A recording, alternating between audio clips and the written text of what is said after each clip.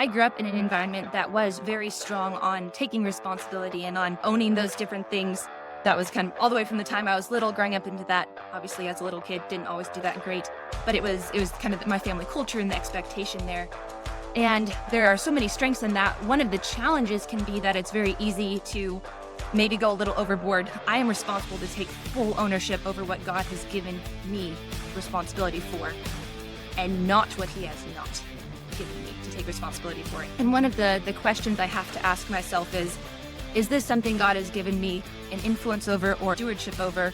Is this something I have a responsibility in how I react to it? I can't always control what happens to me. I am always in control of how I respond to that. Or am I trying to play God in this situation? Is this something where I'm trying to step in and take control?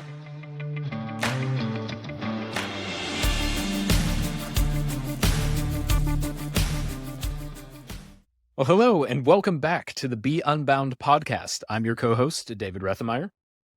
And I'm your co-host, Jonathan Brush. And today we are joined by another one of our Unbound colleagues, Victoria, who is the director of all of our academics programs and develops all of our courses and content, and basically just is in charge of making the experience in all of Unbound's programs as amazing and as enriching as it can possibly be for all of our students. And so we are delighted to have her back on the podcast for the first time in a little bit. And so Victoria, what we wanted to pick your brain a little bit about today is the topic of ownership. And ownership is something that we talk about a lot in Unbound. And for those of you who might not think about it nearly as much as we do, what we mean by ownership is not necessarily when you go to purchase something at a store. It's more of taking ownership of your own life, your actions, your responsibilities, and taking ownership of how you go about life, and not some shifting blame to external circumstances or to other people, but in whatever ways make sense and in healthy ways to make sure that you're taking ownership and responsibility for your own life and how you are living it. And so that's something that we've thought through a lot here in Unbound. And so, Victoria, it's something that you have made sure is a central theme in pretty much all of Unbound's programs, whether that's all the way down in our high school programs and our courses, all the way up through our post-high school program, Ascend. And so can you tell us a little bit about why you feel so strongly that this is a really important thing for our students to learn? Absolutely. Responsibility and ownership are things that we hit very, very strongly in all of our Unbound programs, from the courses that we have, just as one-off courses, to high school, all the way through all the years of Ascend. There are several different reasons for that. Happy to get into those as well. But the primary reason is that Unbound exists to equip students to thrive and to be able to walk with the Lord in whatever He's calling them to do, to be equipped, whether that's going an academic route, whether it's going a trades route, whether it's going an entrepreneurial route, whatever it is that God has for them, that they are equipped and ready to step into that.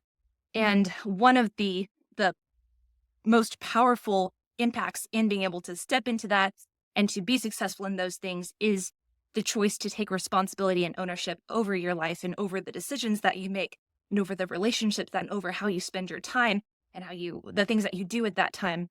And those, when you're growing up, are things that often are controlled by your parents, by your teachers, by your clubs, by things that are outside of your control. But as you step into adulthood, the fully functioning adult is one who is fully in control of themselves, who has been able to master themselves, who's been able to do that, we would argue as Christians, in submission to God, and to be ready to own their tasks, to own their time, to own their decisions, to own their walk with the Lord, and to be able to step into that. So we want students to be able to thrive. In order to do that, they first have to take responsibility over their lives. So that's one of the predominant reasons why we think ownership is so important. So, Victoria, I think there's kind of two edges here, because on one hand, preaching responsibility in a culture that tends to not gives you a little bit of countercultural ring, and there's sort of some traction there. People say, yes, we want people to be responsible, and so that's a good thing to speak into. There's also this kind of balance and tension, I think, that we've struggled with a bit, which is there is take ownership of your life, and I always want to emphasize and be like, and not everybody else's, right? Right. In other words, take ownership of your life, but it's not that you have to take ownership of everything that happens in your life. And that's an interesting distinction. So I want to know if you could speak to that a little bit, because there's this aspect where you are in control of yourself, but you're not in control of all the things that happen to you. And you do have to take responsibility for yourself, but it's actually not very good to take responsibility for all those other things. So I don't know, Victoria, you made off the recording that you have praise of both those directions. Yeah, absolutely. I do. Some experience in doing things well, and a lot of experience in learning the hard way. So I love to be able to pass that on to other younger adults and students. Say, hey, here are some things that I learned the hard way. Maybe don't do this. But yes, so maybe a little bit of context. I grew up in an environment that was very strong on taking responsibility and on owning those different things. That was kind of all the way from the time I was little, growing up into that. Obviously, as a little kid, didn't always do that great, but it was kind of my family culture and the expectation there. And there are so many strengths in that. One of the challenges can be that it's very easy to maybe go a little overboard. I'm a big fan of Jocko Willink's books about extreme ownership, but with a nuance there. And that's something we talk to our student leaders about, that I am responsible to take full ownership over what God has given me responsibility for, and not what he has not given me to take responsibility for. And I have attempted in times past, and probably even in times to step into that. And one of the questions I have to ask myself is this something God has given me an influence over or stewardship over? Is this something I have a responsibility in how I react to it? I can't always control what happens to me. I am always in control of how I respond to that. Or am I trying to play God in this situation? Is this something where I'm trying to step in and take control? A big one for me, and I know this is, not every person, but a question I have to ask myself is, am I trying to own this or take responsibility, or maybe under guise of controlling this to find security? Or is it to serve appropriately? Like, am I appropriately stepping into this area of responsibility and owning something or controlling something because I'm serving in a way God has given me to serve? Or is it because I'm trying to control something to find security or safety in something other than in Christ? So that's a helpful check for me, is if I was to report to God, is this in the direct reports that he's given me, or am I then reaching over into somebody else's reports and trying to take things that are not mine to own and say, all right, God, look, I've got all this as well, when you didn't, in fact, give me these other things to take care of. I think that's a interesting distinction. I also think, I've run into this and help me through this. There's an aspect here where it's like, yes, take ownership of your life. And I've also internalized, before reading his book, and I appreciate his book. So Jocko Willink, Victoria referred to this as a book called Extreme Ownership. And his basic thesis is, if you're in charge, it's all your fault. And meaning that, and that's kind of a simple way of saying, but basically, if you're in charge, everything that happens underneath you, ultimately you say, I claim responsibility for. I think that's right. And I thought that before I read the book, and I thought he had some really powerful illustrations in that book for how to do that. There's also, though, a very cultural, individualistic, maybe even humanistic idea that I am the captain of my own ship. And yet, that's not what we say as Christians, so there's an aspect of surrender that's very important to Christianity. Now, here's an idea that I've wrestled with a little bit. I think inherent in this surrender is ownership. There's a aspect, but there's a contradictory statement, right? But I think there's some level of, in order to surrender to Christ, you have to take ownership of your sin. And that's what, I've tried to convey to people. But I don't know if either of you have a better way of sort of saying that, because there is a little bit of a dichotomy there, right? On one hand, I'm responsible for everything, I'm going to get it done. And on the other, God is God and I'm not. And so there's a tension there. Yeah, it's been something I've thought about, especially since someone recently talked to me about this distinction of, we are in control of our actions. We are very, very rarely fully in control of the outcomes of our actions. And that's a nuance that has been fascinating to me, especially somebody who has a lot of, in my growing up life, I've talked to this a little bit on the previous episode with Trent, struggled with achievement and finding my identity through achievement, and realizing that, we can do so many things to make sure that the way that we go about things, our own actions, the way that we behave, essentially, like what we do, is completely within our control, but that does not necessarily guarantee that they're going to turn out the way that we want to. I believe that the illustration that the person who was telling me about this gave me was that you are entering into a dance competition, for example, and is like trying out for as an elite team or something like that. You can do everything to the very best of your ability. You can work extremely hard. You can put in a lot of hours, all of the practice. You can do all of the right things. You can perform to the very best of your ability on the day of those tryouts, and you can still not make it. And the ultimate goal, the thing that you were looking to achieve, was actually making the team. But you didn't get that outcome. That doesn't necessarily mean that because you didn't get the outcome that you were wanting, that you did something wrong or that it was your fault. You're just taking ownership of the fact that you did everything to the best of your ability, and the outcome, that was not in your control, because that's in control of the people who are actually making the decisions of who gets on the team, of what their standards were, of what the qualifications were, what the kinds of specifics that they were looking for. And so there is a lot of things in life, whether that's in your personal life, with relationships, or with careers, what have you, where we can do everything to the best of our ability. And a lot of the times doing things to the best of our ability sets up the outcomes to a lot of the times end up being better than if we didn't, but it doesn't guarantee that the outcomes are good. So I know that I myself have found a lot of times that I very easily find myself beating myself up and going, this thing turned out terribly, I must have done something wrong. And sometimes that's accurate. Sometimes that is the case. But a lot of the time, I'm beating myself up because I'm just upset that I didn't get the outcome that I wanted, when in reality, that was never in my control in the first place.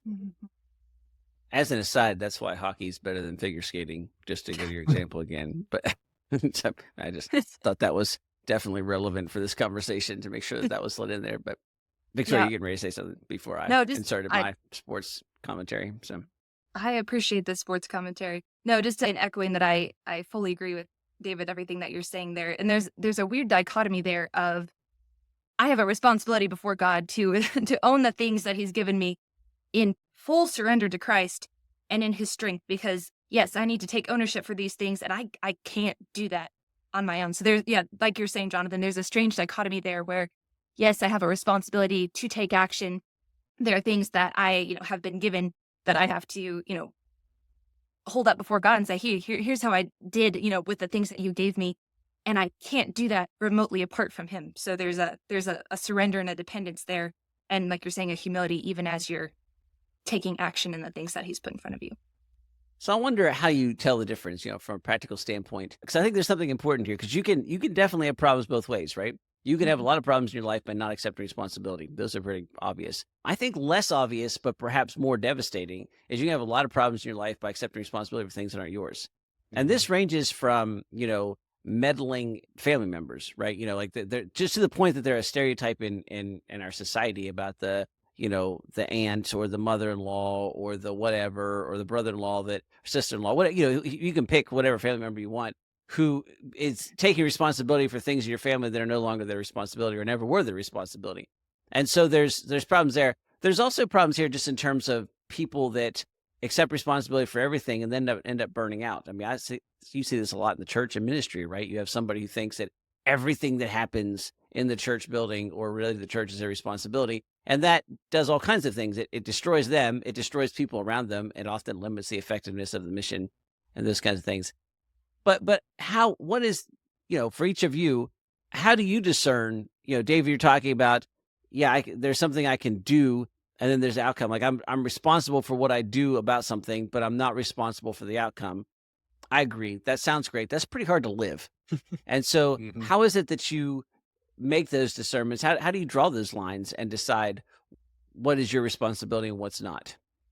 Chris? Yeah, Jonathan, I mean, it is a really challenging thing, because what we do, our actions have consequences. And so what we do ends up leading to results. What we do, our actions have outcomes. And so how strongly do we link the outcomes to our actions with the responsibility that we have to our actions versus those outcomes? It's a hard thing to figure out. And to be completely honest, it's something I'm still sorting through. But the way that I think has been most helpful for me to frame it is to look at each circumstance where I'm trying to sort through that, and to say, okay, if I am concerned about this outcome, why am I concerned about this outcome? It kind of goes back to what Victoria was saying earlier about, why am I wanting to take ownership of this thing? And, I think that there, as a word of caution, you can end up going into a pretty unhealthy downward spiral of like trying to overanalyze every single one of your motives and every single one of your actions. And I think that it's not healthy to completely overanalyze every single thing that you're thinking about or doing or finding yourself in that loop. But I think that it is healthy to understand that maybe if I am seeking to have ownership of a particular thing, of a particular outcome, is I'm looking to have ownership of it because it will benefit other people or because it is something that is specifically for my benefit or for the benefit of others, then it tends to be something that I think I can lean into a little bit more safely. And I think there's a lot of room for God to give us wisdom in this particular instance and for us to be able to say, hey, this is something that I really and truly desire and as an outcome that I'm looking for. And so I'm going to chase after it. But, and so God, just give me the wisdom to discern what pursuing that in accordance with your word, with what scripture has outlined as a healthy way to strive for things looks like. And if this isn't the direction that you want me to head, give me the wisdom to discern that too. Because like it or not, overanalyze as we might, we aren't going to be able to figure it out 100% correctly 100% of the time. I don't know if that's actually a helpful answer to your question or not, Jonathan, but that's just where I'm at with it. Yeah, well, that's what I was asking. So, Victoria? Yeah. The only thing I would add to David's answer, which I completely agree with, is maybe another element I've found helpful just to think about as I've grown up is that stewardship looks different in different seasons. And so asking myself, am I trying to hang on to something that was mine and is no longer mine because, that's comfortable or because it's familiar or because I'm just used to that? And conversely, is there something I'm supposed to be stepping into that I'm refusing to because it's uncomfortable or unfamiliar or whatever the case may be? I have different relationships that I'm responsible for in different ways. And relationships I had, 10 years ago, but my role in those relationships is different. And with my younger siblings or with, other friends or, people, the impact or the influence that I had at a certain time is not necessarily what I have now as we've all grown up. And so those different seasons play into that as well. And maybe that's a helpful thing just for us to keep in mind as we're trying to figure out what to do in which season of life. I think there's a contradiction here that is important to look at and to understand. I think there is some aspect of you have to often cede control to accept responsibility. And I see this, that happens a lot in leadership, but you'll see it most often in parenting. At some level, I am fully responsible. So I have currently, I have older children, and then I have a 3-year-old and a 1-year-old. And so I am fully responsible of those children. I am also completely not in control of those children, which is made evident to me fairly regular basis. And to some extent, when they're younger, I do need to have control of them. And so there's a responsibility to maintain some level of control. But I think one of the dichotomies here that is difficult, and I see this happen a lot with parents and have susceptible to it myself, is that that's right at this point. My responsibility includes gaining full control of these children for their own safety. Then there's an aspect where we move forward and I am fully responsible for them, but that responsibility includes ceding control. That in fact, they can only fully grow into the people that they, but my responsibility requires me to give control back to them, even when some undesirable outcomes might happen. And that ultimately, as a parent, my responsibility is to release control entirely. And in that case, fulfilling your responsibility has various levels of control. But there are lots of places in life where having responsibility means not having control by choice. I don't know, Victoria, if you can speak to that, because I think that there's an aspect here where there's you sometimes do things that you want to do to maintain control, when in fact being fully responsible is actually releasing that. I feel like one of the most pertinent examples I feel like that is parenting. And I am not a parent yet, parent to be, but I can't speak to that experience personally yet. I'll weigh very heavily on you for that. But even as a non-parent, looking back at young adult life and adolescent life and growing into, adulthood, I think that is very much going back to what David was saying about releasing the outcome. And that's probably never been easy for any generation. And I don't pretend that there are, challenges in this generation that other people haven't faced at other times.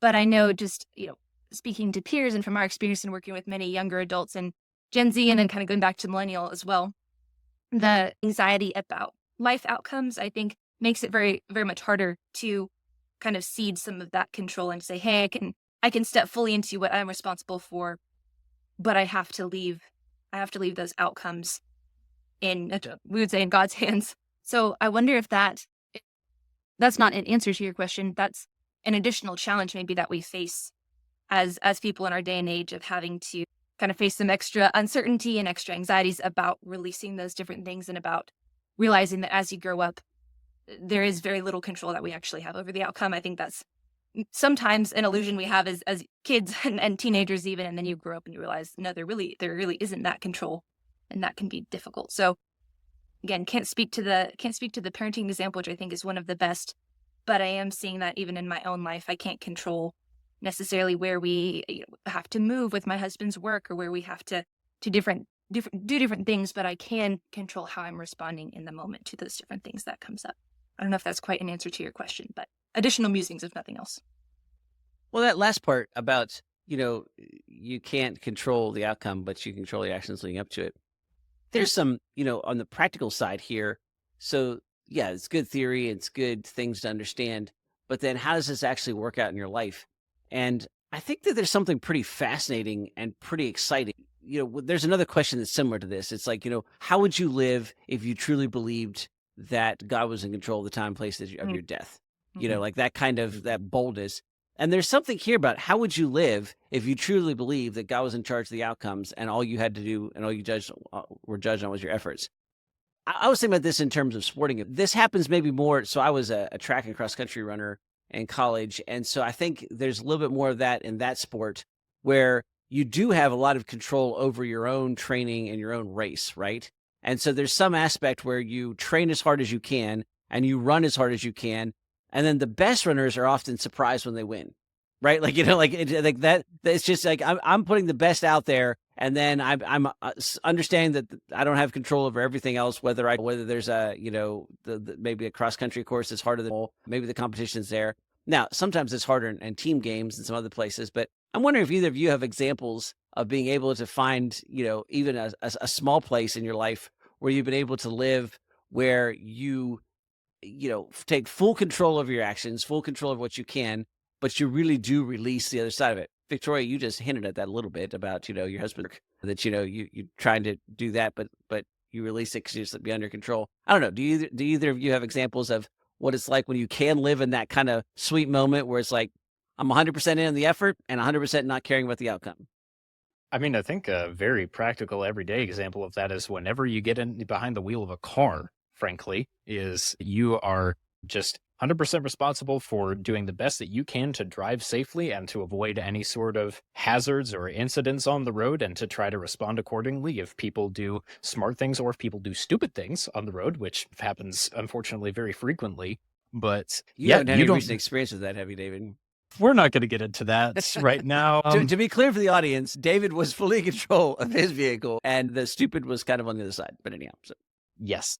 And so that is a very relevant reminder for me at this point. But yeah, you can't actually control like how other people go about things. And there are so many different little examples every day where we just have to kind of realize like, yeah, we live in a world where we can't actually be fully safe and secure like we imagine ourselves to be. That's one thing that I think this conversation has made me realize and mull over is we have such an emphasis in our culture today on creating the life that you want for yourself, on just creating a life where just everything is going to go well. You can get everything that you want and you're able to fulfill all of these desires and expectations. But the reality is that there is so much that is beyond what we can actually make happen as far as those different things. And so I think it's very easy for us to start to reel into this paranoia once we start to realize that more and more. And especially if we have incidents where we think that we've been doing everything correctly, and then a lot of the times, out of no fault of our own, something happens that completely rocks our world. A lot of the time, something that is completely unjust happens, and we have to, like, it wasn't our responsibility, but it's our problem. Now we have to deal with it. We have to respond to the consequences of it.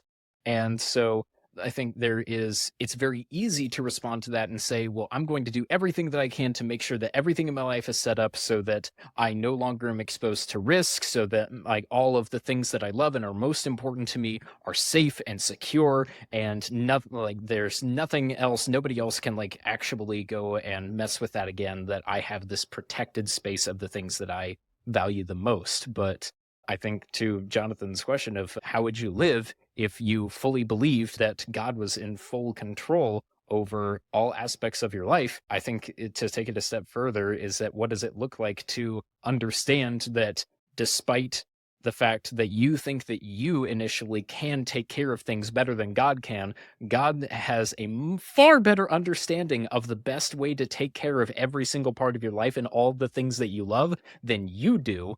Even if it sounds very counterintuitive, it's a lot safer to let those things go and trust that God is going to take care of those things than it is to overanalyze how you can spend all of your effort protecting those things.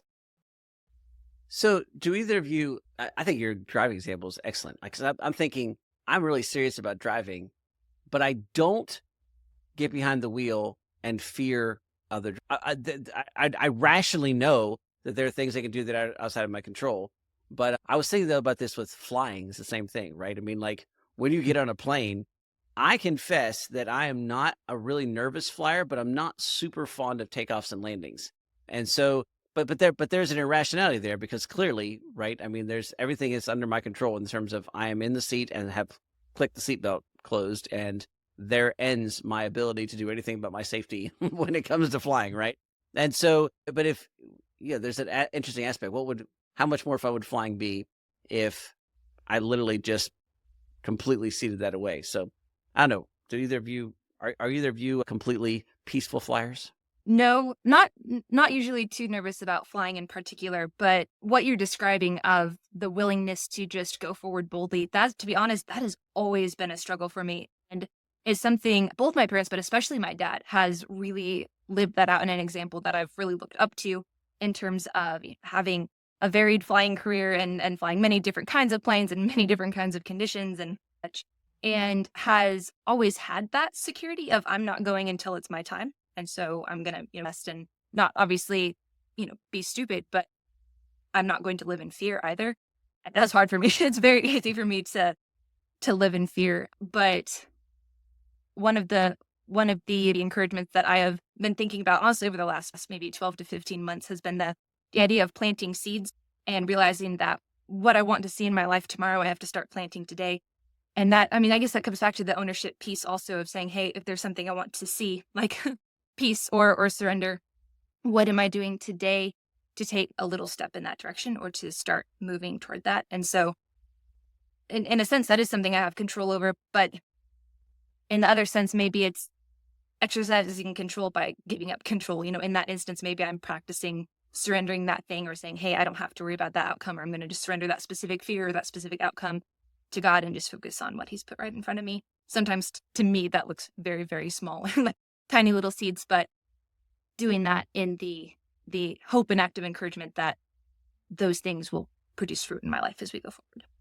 Well, I think as we wrap things up here, as you're listening to this and as we're thinking through this, I think there's a piece here that I have come to think more and more often is that the hidden benefits of faith. And so when it comes to the practical realities of what this means in your life, there is a definite situation where you can obsess about everything and it can turn you into somebody who's worried all the time, or it can turn you into a very controlling, manipulative type person. Or you could do the ultimate kind of aloha beach, easy, just come back to nothing type thing where it's like, you don't care. You're not going to accept responsibility for any of that. You're not going to get involved type of thing. And, those are hyperbole at both ends, but that is a definite possible outcome. And one of these kind of cool examples of, what would it look like to live your life fully inside the faith, fully trusting in God, is this idea that, you strive for excellence. You put all kinds of maximum effort in. You do your best to challenge yourself, to push yourself, to go to new horizons. And there's something fun and exhilarating, exciting about that. You want to use everything that God's given you. And yet you do it without stress. And just, I just would challenge people listening, just think for a moment what that might look like. Well, what would it be like to, let's use some of our examples. What would it be like to run a race as hard as you possibly can and then have literally no care for the placement at the end of it and just trust that worked out as well? What would it be like to give everything you had to your job and just absolutely not care about what happens in terms of your future employment status, that you trust that whatever happens, happens? What would it be like to get on the plane and sit down and go to sleep and not worry about the other side of it? And I think you can, with just little imagination, it's possible to envision the exhilaration of what it would be like to live life that way, where you are getting these benefits from striving hard and pushing and challenging yourself, and you're not carrying all the weight of that angst, stress, anxiety, and worry that so burdens a lot of us, maybe because we have overactive imaginations. With that thought in mind, I think we should wrap up here. For those of you who are listening, as always, remind you that if you're interested in some of the themes we talk about, this is based on one of the learning outcomes written by Victoria herself, which is to take ownership of one's life, work, and education. And we try to, as Victoria mentioned at the beginning of the show, work that into every aspect of our programs. And that includes our high school programs, Equip and Explore, as well as our post-high school flagship program, Ascend. And you can learn about all of those at beunbound.us. And here's another little piece for your imagination, and that might be, what is it like to live, work, and be educated in and associate with a peer group that is dedicated to taking full ownership of their life? And we can answer that. It's a pretty awesome place to work. It's a pretty awesome place to be. It's a pretty awesome student body to work with. It builds some really amazing relationships. And to work with a group of students who are fully dedicated to taking complete ownership of their life and to really diving into what that looks like and what that means, that's a pretty exhilarating place to be. And we can speak with authority about what that looks like because that is our everyday reality. And you can find out more about that at beunbound.us. Until next time, be unbound.